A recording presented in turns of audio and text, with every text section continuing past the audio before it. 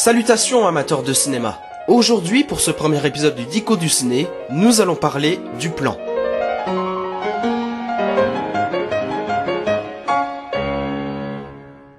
Le plan est une image filmée par une caméra. L'image au cinéma est évidemment incontournable pour mieux raconter les histoires.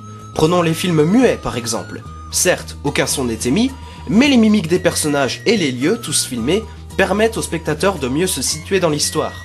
Mais comment filmer un plan ? Eh bien, il existe différentes façons. Il y a ce qu'on appelle une échelle de plan. Prenons comme exemple cette image. Ceci est pour l'instant un plan d'ensemble, car nous avons ce qui définit le lieu. Ici, nous sommes sur le Pont des Arts à Paris. Mais si j'ajoute un personnage...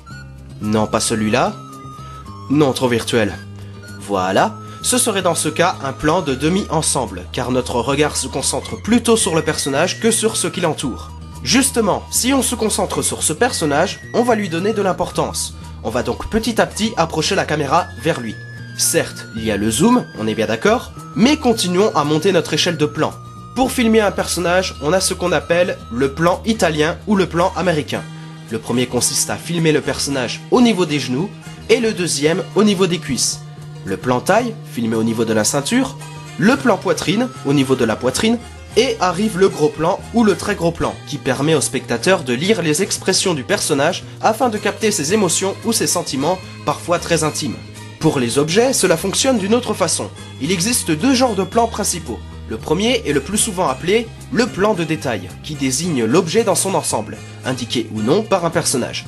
Et le deuxième est le plan d'insert, un petit plan d'un objet désigné pendant le montage du film. Par exemple, un gros plan rapide sur un revolver dégainé par un cow-boy.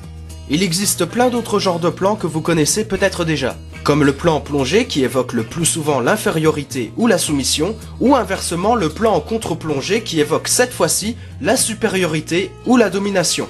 À savoir aussi, la durée d'un plan peut prendre quelques secondes ou plus d'une minute, c'est-à-dire tout simplement que le plan peut être court ou long. Mais attention, il ne faut pas confondre plan long et plan séquence. Ce dernier est un plan qui dure le plus souvent plusieurs minutes et composé de plusieurs mouvements de caméra, comme les travelling, les panoramiques et les zooms.